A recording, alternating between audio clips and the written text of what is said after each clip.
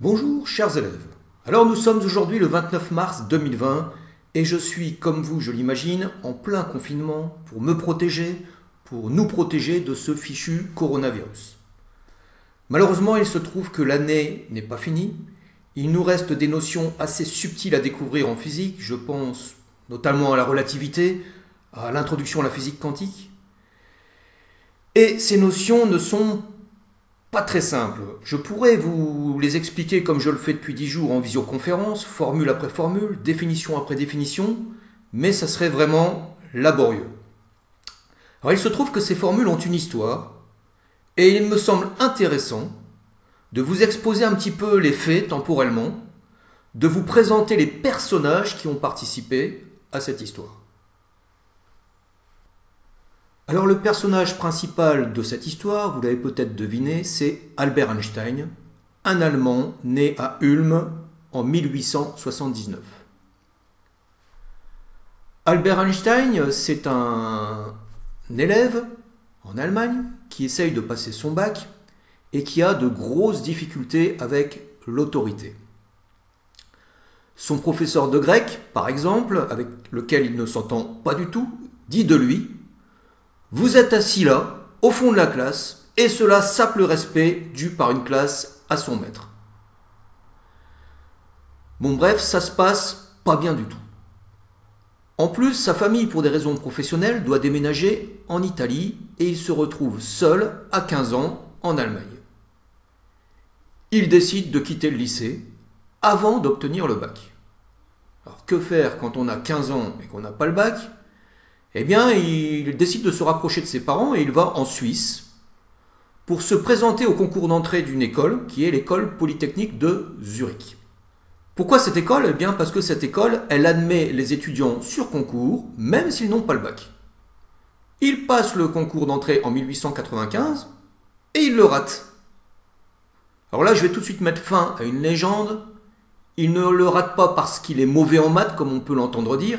Il est excellent en maths. En physique aussi d'ailleurs, mais c'est dans les autres matières où ça pêche un peu.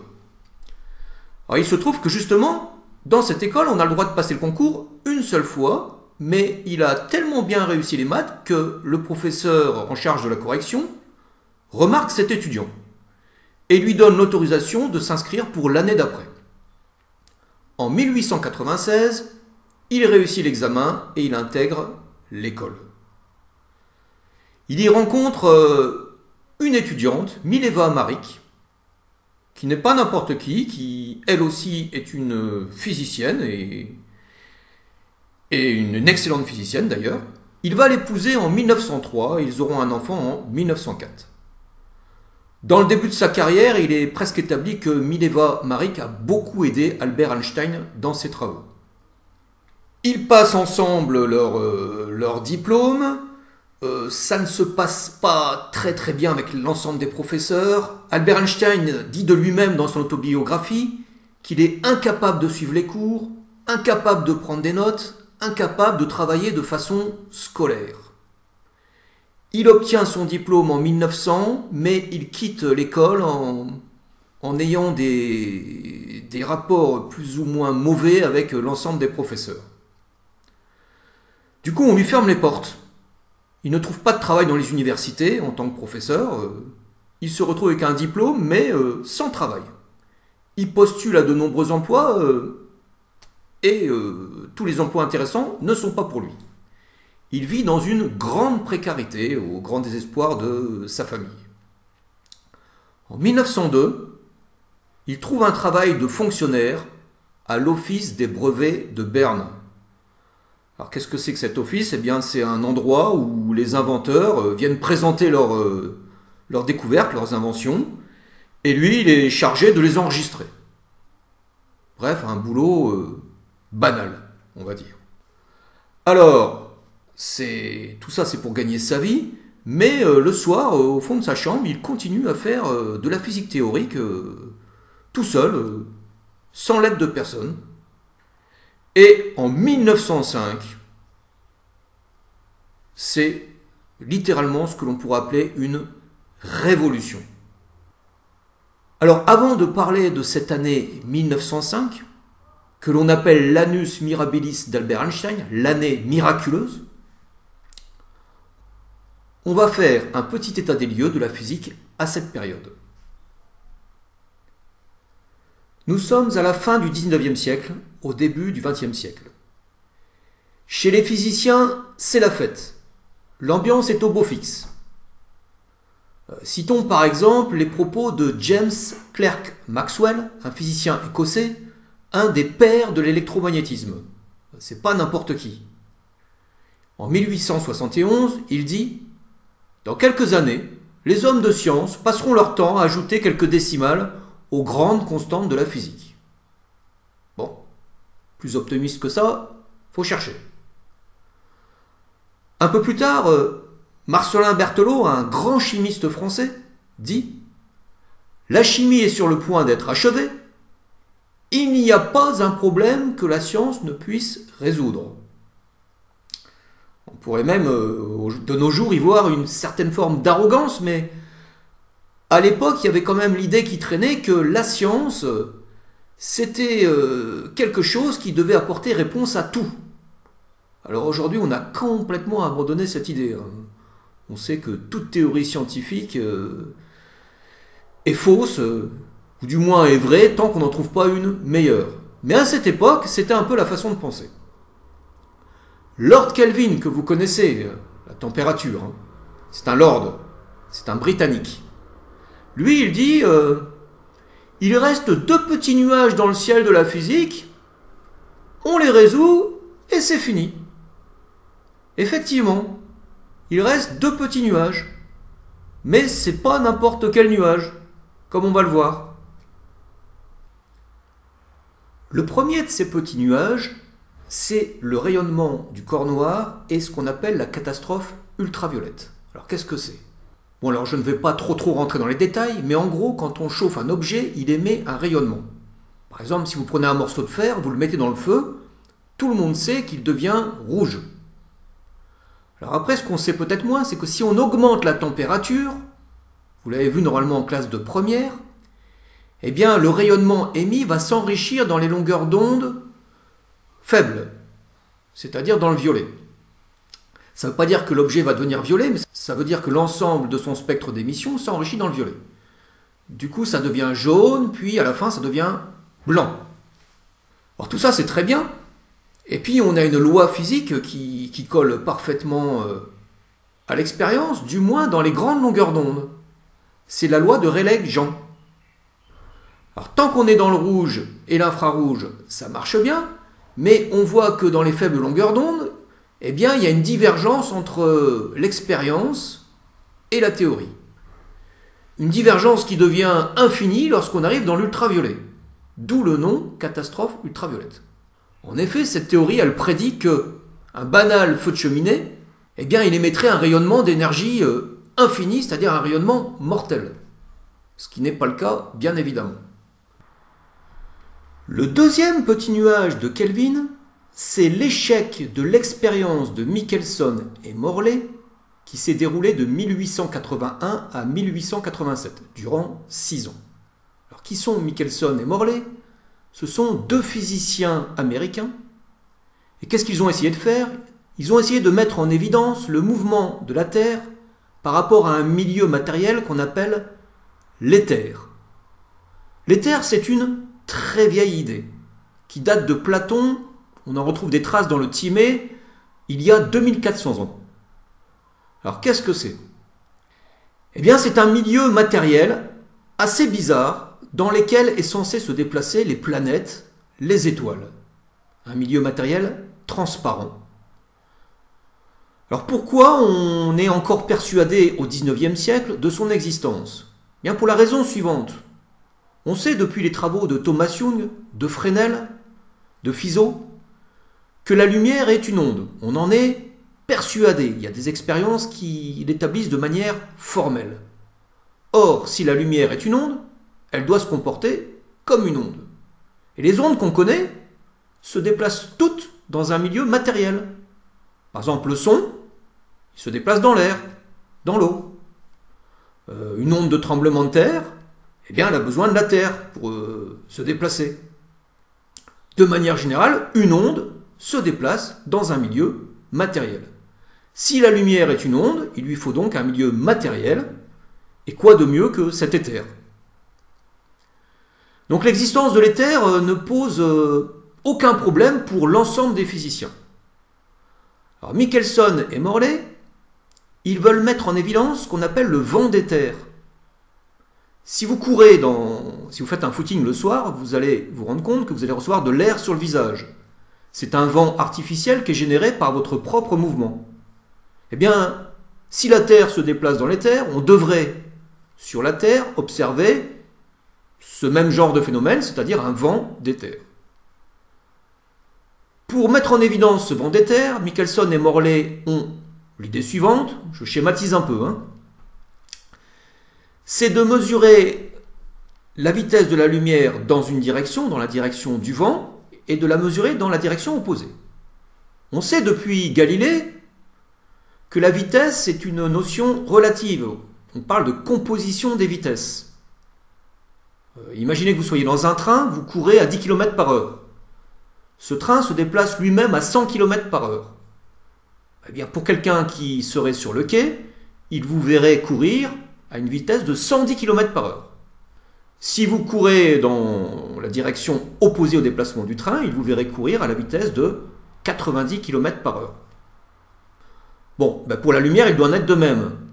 La lumière qui nous parvient de la direction dans laquelle la Terre se déplace doit nous parvenir à une vitesse de c plus v. c étant la vitesse de la lumière dans l'éther, 300 000 km par seconde, en gros. Et un rayon de lumière qui viendrait de l'autre direction devrait nous parvenir à la vitesse c moins v. Bon, voilà, tout ça c'est bien beau, sauf que Michelson et Morley répètent l'expérience un nombre de fois incalculable pendant 6 ans, et ils n'y arrivent pas. La lumière parvient, dans tous les cas, à la vitesse c par rapport à la Terre. Alors évidemment, c'est un problème. Voilà pour ce qui est de l'état des lieux de la physique en 1905. 2 petits nuages qui vont littéralement se transformer en cyclones. Alors j'ai mis la souris à couche d'une montagne. Pourquoi la souris?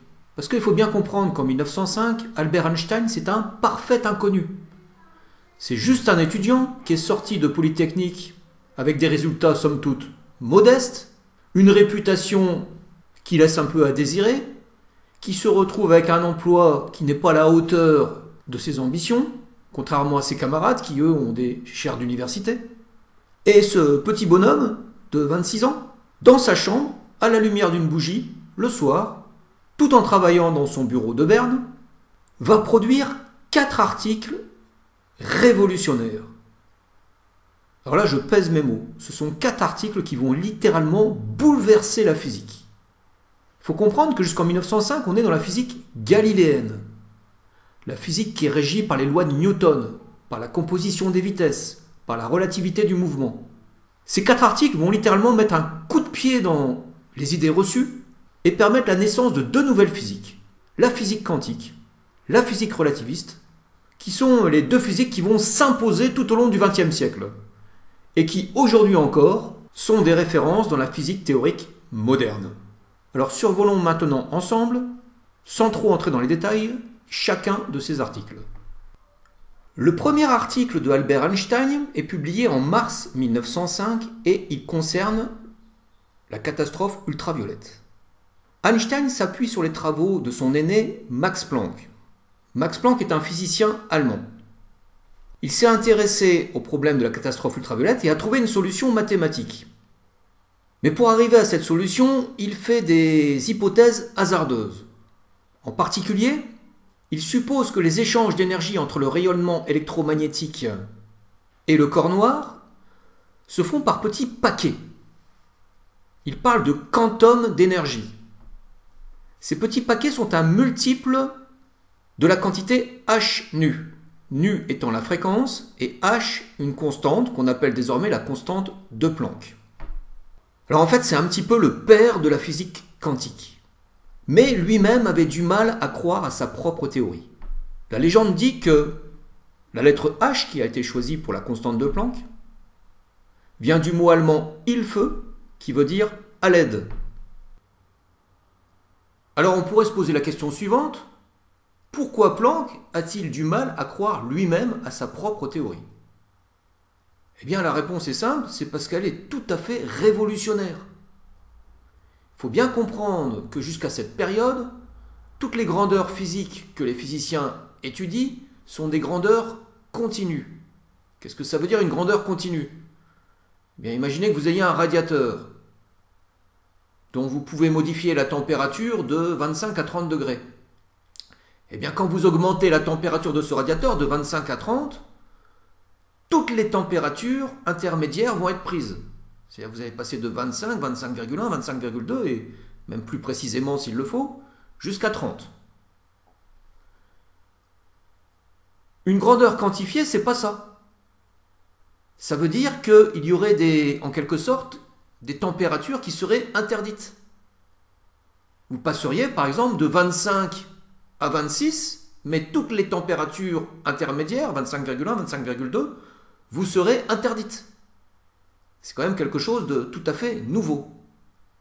Donc lorsqu'il dit que les échanges d'énergie entre le rayonnement électromagnétique et le corps noir sont quantifiés, eh bien ça interdit certaines valeurs de cette énergie. Et ça, c'est révolutionnaire. Alors quoi qu'il en soit, Albert Einstein fait sienne totalement cette théorie, mais il va un petit peu plus loin. Pour lui, ces quantums d'énergie, ces multiples de h nu, c'est la lumière elle-même, c'est le rayonnement électromagnétique lui-même, qui est en fait constitué de corpuscules qui ont une énergie multiple de la fréquence. Ces corpuscules ont une énergie E égale h nu. Plus tard, on leur donnera un nom, on les appellera les photons. Alors ça pose quand même un problème.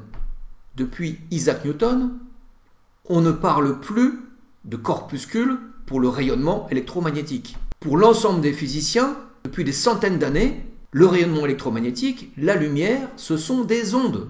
Et là, il y a un petit jeune qui arrive et qui dit non, non, les gars, le rayonnement électromagnétique, c'est des corpuscules. Mais il va quand même plus loin. Il parle de dualité onde-corpuscule. C'est-à-dire que, pour Albert Einstein, la lumière peut se comporter comme une onde, mais peut aussi, dans certaines circonstances, se comporter comme des corpuscules.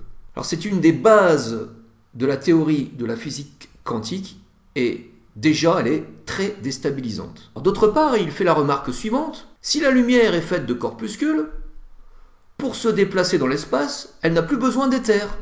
Et il va même encore plus loin, un petit peu plus tard, l'éther, ce fameux éther que l'on cherche depuis 2400 ans, certainement qu'il n'existe même pas. Sa théorie est très déstabilisante, mais elle a un succès inattendu. Elle permet par exemple d'expliquer l'effet photoélectrique. L'effet photoélectrique, c'est le fait d'avoir un morceau de métal qui reçoit un rayonnement électromagnétique et qui transforme en électricité. Ce phénomène était inexpliqué. Avec la théorie d'Albert Einstein, on arrive totalement à le modéliser. C'est d'ailleurs l'explication du phénomène photoélectrique qui va lui valoir le prix Nobel en 1921. Alors on le voit, les conséquences de ce premier article, c'est tout simplement la naissance de la physique quantique. Le deuxième article publié en 1905 par Albert Einstein concerne le mouvement brownien. Alors qu'est-ce que c'est que le mouvement brownien? Eh bien c'est un phénomène qui a été découvert par le botaniste Robert Brown en 1827, qui est le suivant. Si vous plongez des grosses particules dans un fluide, eh bien elles vont être en mouvement. Ce mouvement, il est inexplicable. Par exemple, ici, vous voyez le mouvement de grains de pollen dans un fluide. On l'observe, mais personne jusqu'ici ne sait l'expliquer.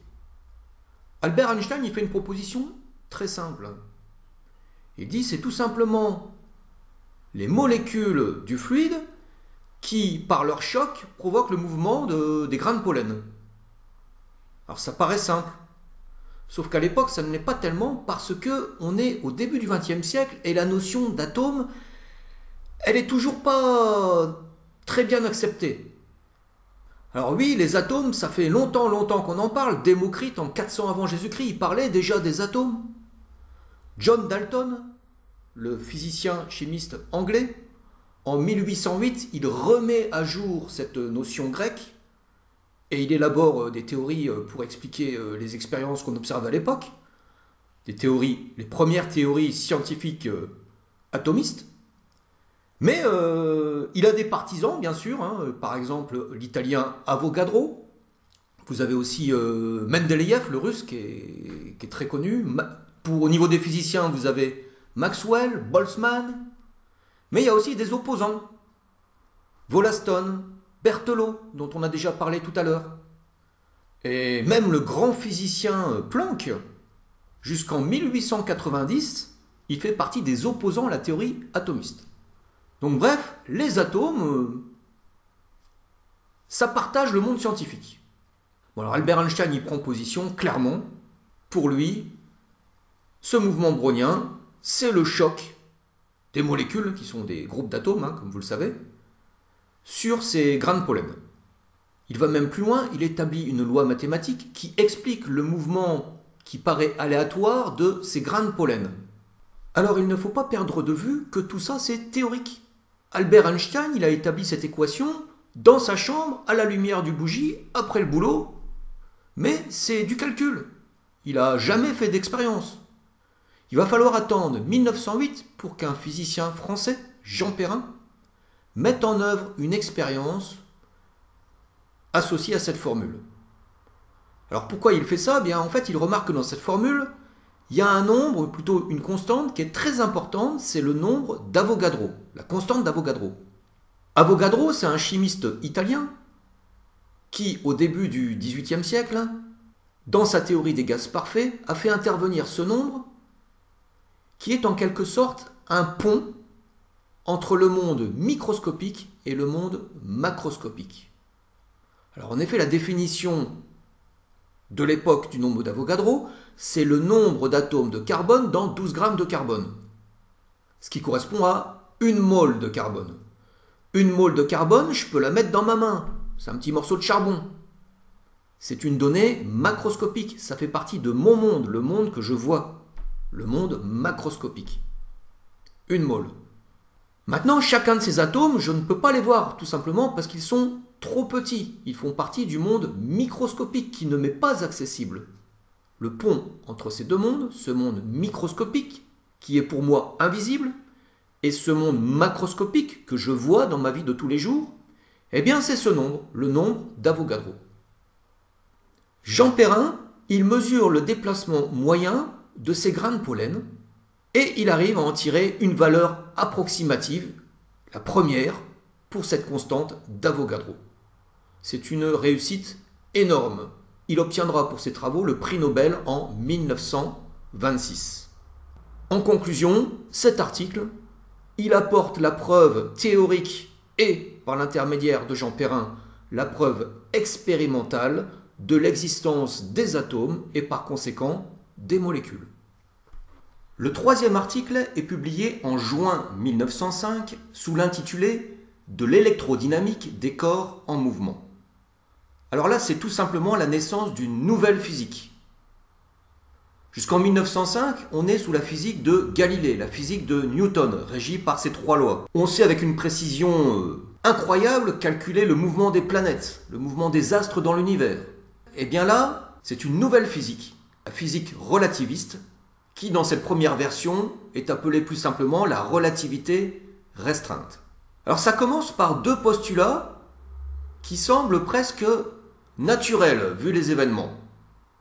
Le premier, les lois de la physique sont les mêmes dans tout référentiel galiléen.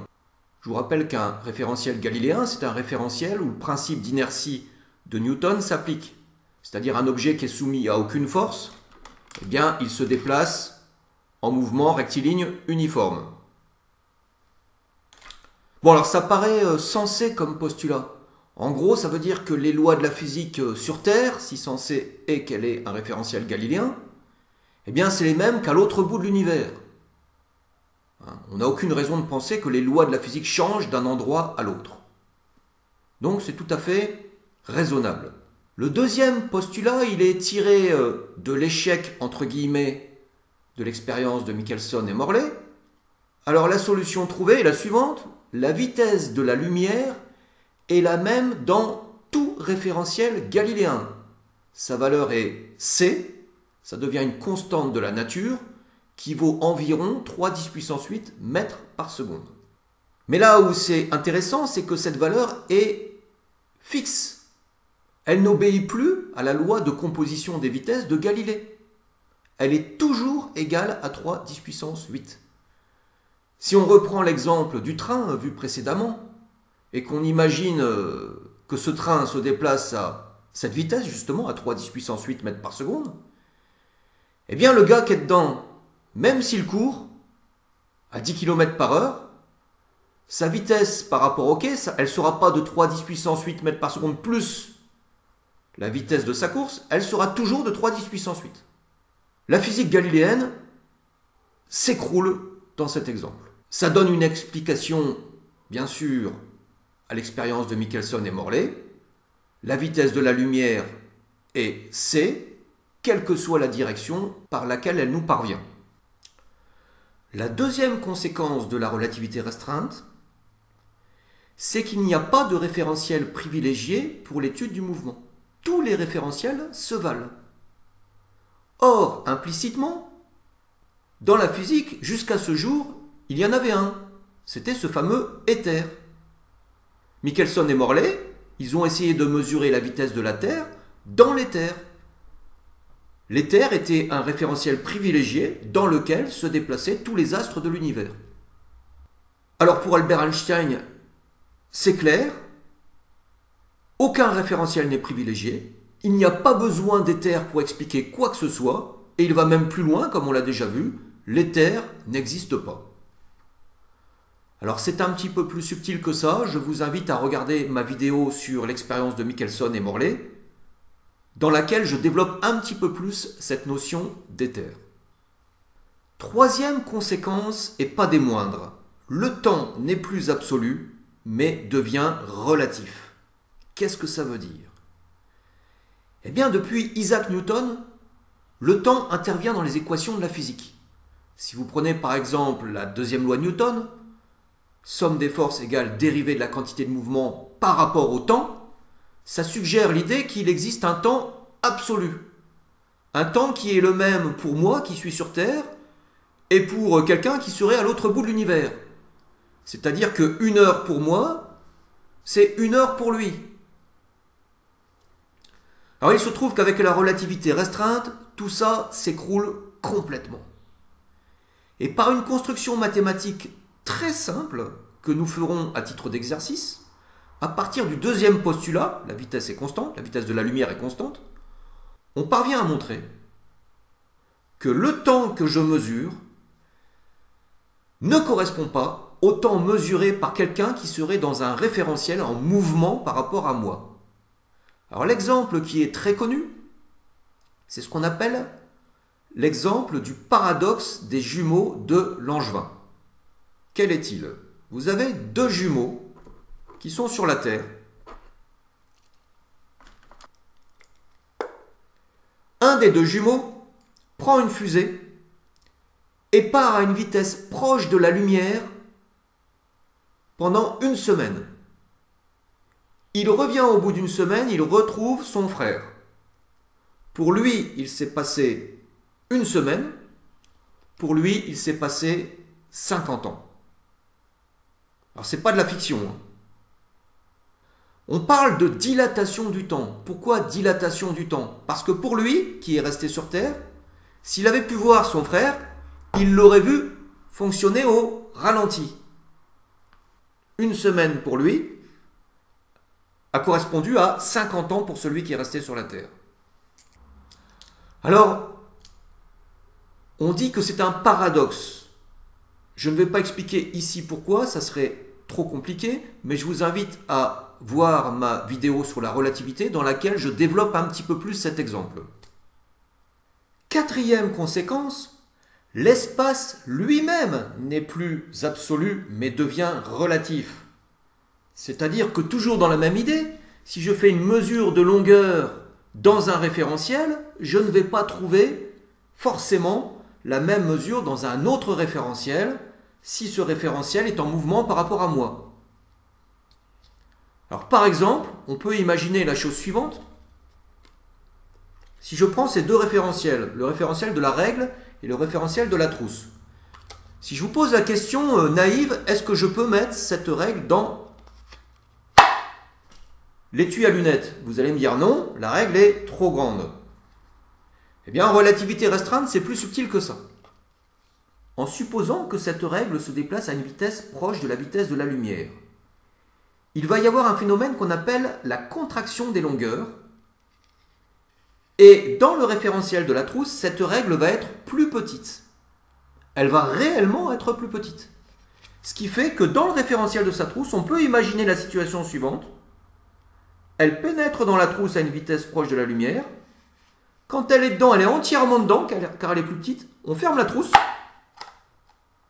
Et toute la règle est dans la trousse. Bon, ça vous semble délirant.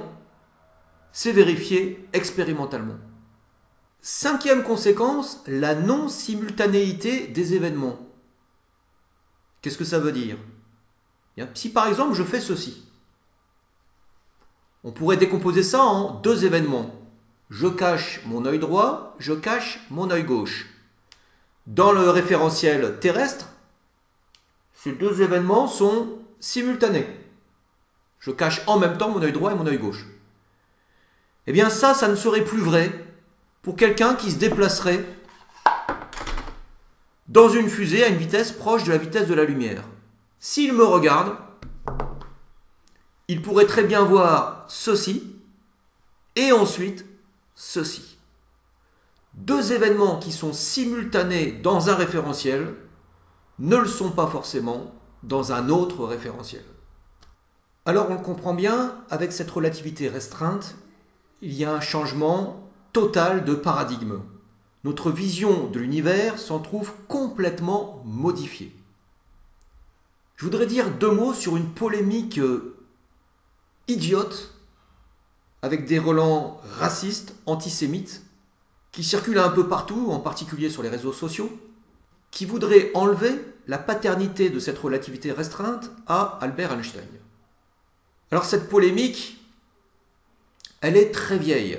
Un de ses premiers initiateurs, c'est le physicien Lénard, qui a obtenu le prix Nobel en 1905 pour ses recherches sur les rayons cathodiques. C'est un Allemand, antisémite notoire, qui, certainement par jalousie, est devenu l'ennemi juré de Albert Einstein.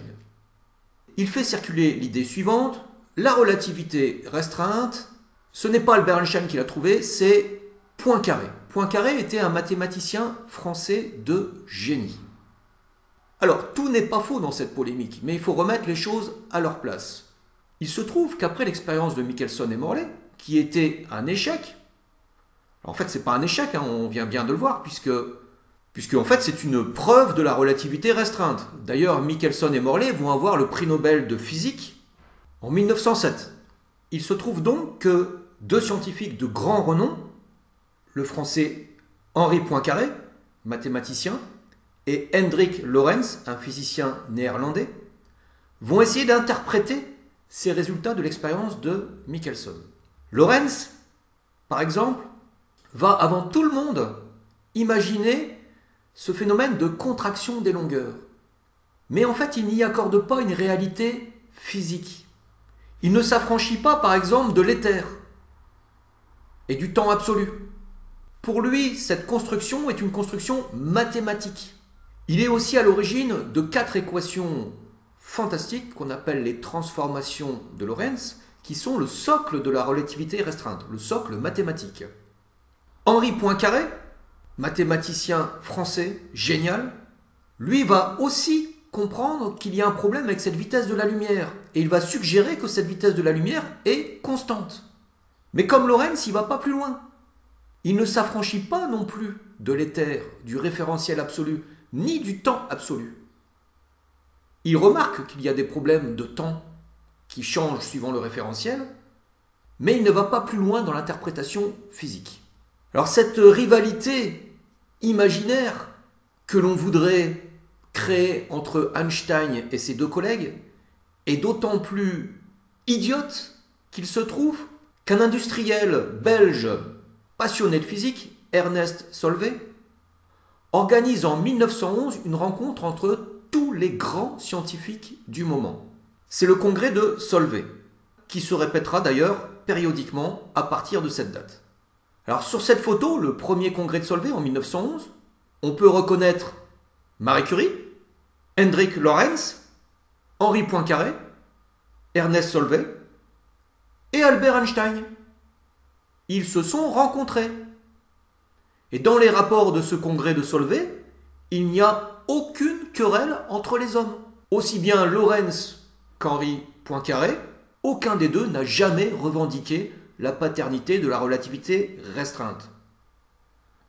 Le quatrième article, qui paraît en septembre 1905, c'est sans doute la formule la plus connue du monde. Vous allez n'importe où, vous demandez « donne-moi une formule de physique », il y a 9 chances sur 10 qu'on vous dise E égale mc2.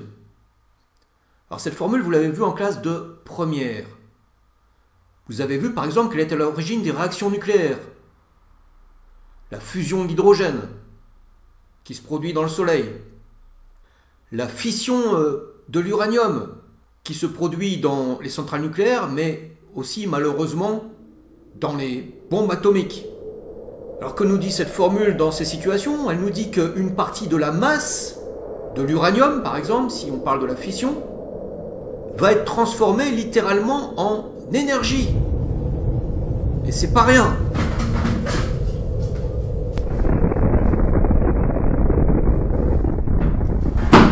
Pardon, excusez-moi. Une bombe atomique, c'est toujours un petit peu dévastateur. Ça, c'est pour ce qui est de la première interprétation de cette formule. La masse de la matière peut se transformer en énergie. Alors, E égale mc2, c'est une égalité. Ça fonctionne donc dans les deux sens.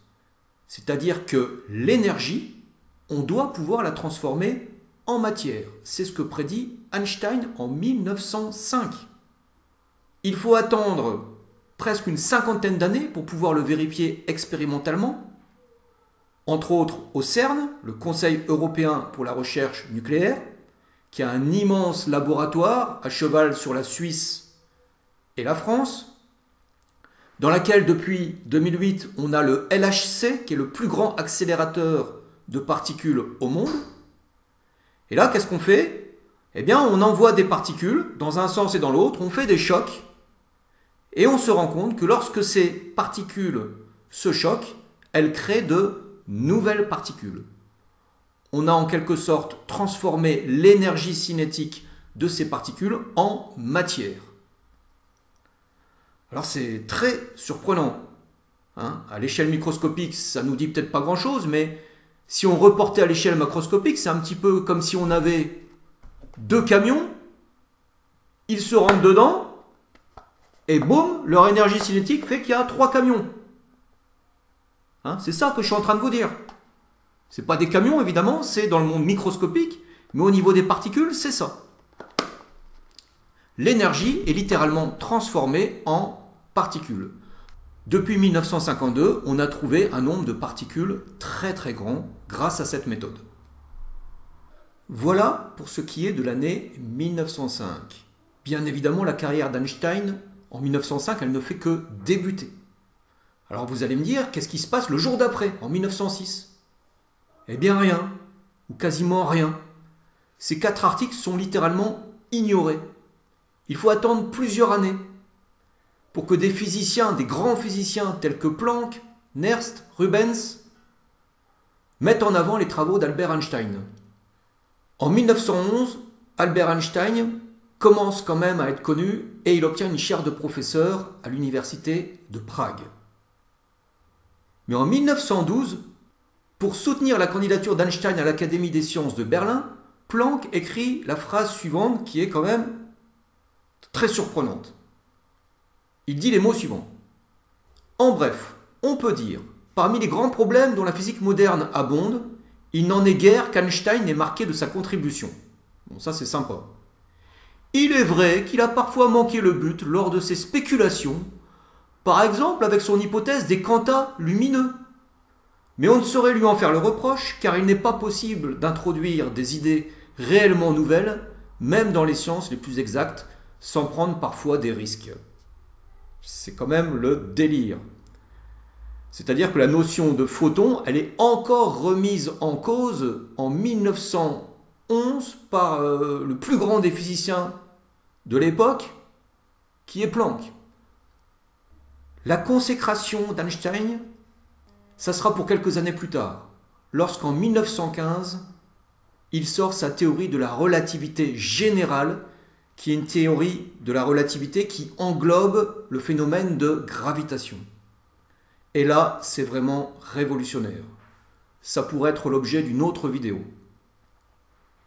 En tout cas, les travaux d'Einstein vont conduire à des découvertes spectaculaires. Outre la physique nucléaire, on lui doit, entre autres, indirectement ou directement, le laser, les premiers composants électroniques, le GPS, plus récemment le cryptage quantique, la téléportation quantique, les futurs ordinateurs quantiques que nous verrons peut-être un jour. Et pour tout ça, il est arrivé à décrocher, dans l'Europe xénophobe du début du XXe siècle, un prix Nobel en 1921 pour l'effet photoélectrique. Je terminerai avec deux citations d'Einstein que j'aime particulièrement. N'essayez pas de devenir un homme qui a du succès, essayez de devenir un homme qui a de la valeur. Il n'existe que deux choses infinies, l'univers et la bêtise humaine, mais pour l'univers, je n'ai pas de certitude absolue. Bon voilà, cette vidéo est terminée. J'espère qu'elle vous a plu. N'hésitez pas à liker ou à me mettre un petit message en commentaire, ce serait sympathique. Et je vous souhaite beaucoup de courage pour le reste du confinement. À bientôt.